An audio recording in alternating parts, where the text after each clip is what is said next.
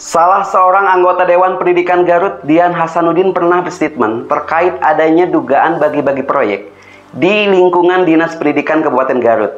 Dengan tegas melontarkan statement sangat berani di salah satu media, yaitu media galajabar.com, edisi tanggal 7 Juli 2021, dengan judul pemberitaan Dewan Pendidikan Garut, endus program DAK pendidikan karena tidak sesuai mekanisme Permendikbud nomor 5. Pada waktu itu, Kepala Dinas Pendidikan dijabat oleh Bapak Totong. Dulu kritis, sekarang diduga kuat jadi bagian dari bagi-bagi kue proyek Dinas Pendidikan Kabupaten Garut. Bagaikan menepuk air di dulang, terpercik muka sendiri. Itulah peribahasa yang mungkin tepat bagi anggota Dewan Pendidikan Kabupaten Garut saat ini. Begitu bunyi pemberitaan yang lagi ramai dibicarakan, yang lagi diberitakan dari media online pojokberita.co.id. Edisi tanggal 21 Juni 2022. Terkait akan hal itu, saya akan coba berbincang-bincang dengan salah satu anggota Dewan Pendidikan Kabupaten Garut, yang mana beliau adalah Bendahara Dewan Pendidikan Kabupaten Garut. Di luar studio, saya sudah terhubung bersama Bendahara Dewan Pendidikan Kabupaten Garut, Ibu Susilawati, SPD MPD. Ibu Susi, kini lembaga Anda, yaitu Dewan Pendidikan Kabupaten Garut, lagi ramai dibicarakan publik, khususnya oleh para pemerhati pendidikan maupun di dalam pemberitaan. Katanya dulu getol mengkritisi permainan proyek di Dinas Pendidikan. Sekarang malah diduga menjadi salah satu yang masuk ke dalam lingkaran yang menikmati porsi bagi-bagi kue tersebut. Tanggapan dari Ibu. Silakan Ibu. Oke, terima kasih pada ini ya. Ini atas pertanyaannya, insya Allah saya akan jawab apa yang saya tahu ya. Karena di sini saya berbicara bukan bicara lembaga, tapi berbicara saya sebagai anggota Dewan Pendidikan Kabupaten Garut ya.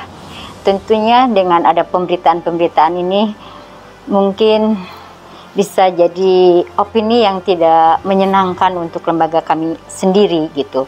Dan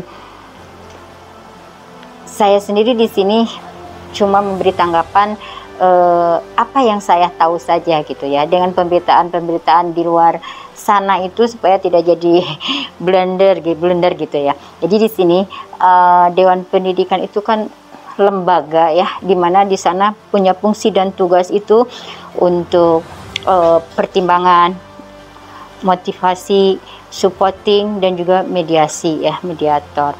Jadi di sini disayangkan sekali dengan ada berita-berita ini, sehingga Dewan Pendidikan harus masuk kepada teknis gitu, karena kita bentuknya rekomendasi bukan teknis gitu ya, dan itu ada wewenangnya di Dinas Pendidikan gitu. Jadi bukan wewenang kami untuk menentukan siapa pemenangnya dan siapa yang harus itu gitu ya. Jadi saya rasa ini harus dikonfirmasi lagi ya ke Dinas Pendidikan.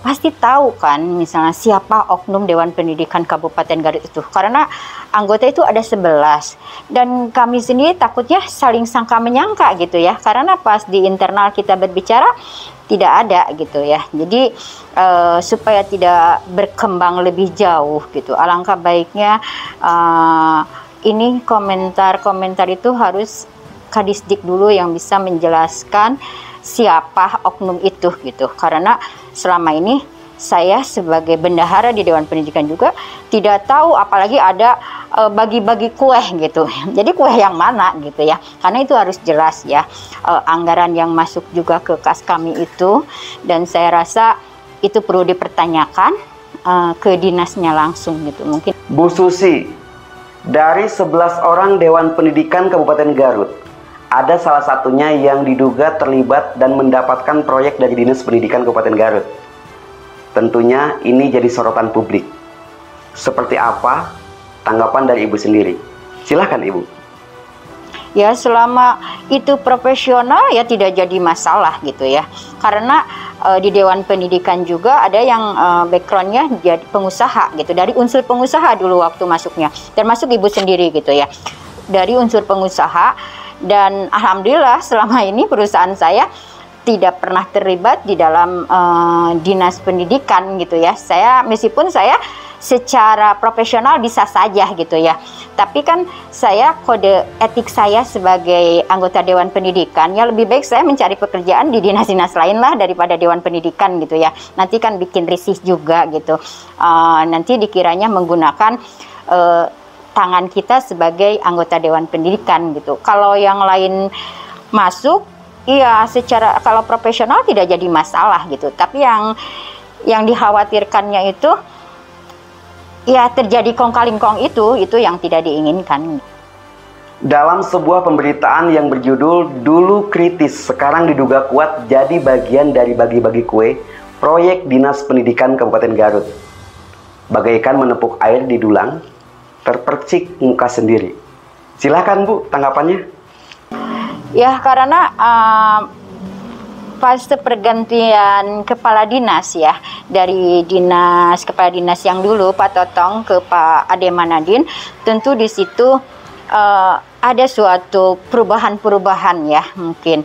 Jadi kan contohnya yang DAK sekarang kan banyak simpang siur, ini kontraktual, ini swakelola, ini pokmas, kan jadi membingungkan juga sebenarnya gitu, karena kita juga Dewan Pendidikan harusnya tahu gitu ya prosedurnya itu seperti apa gitu, sehingga jangan sampai pengusaha yang datang di pingpong ini itu yang tidak diinginkan gitu ya. Jadi emang beda sih gitu.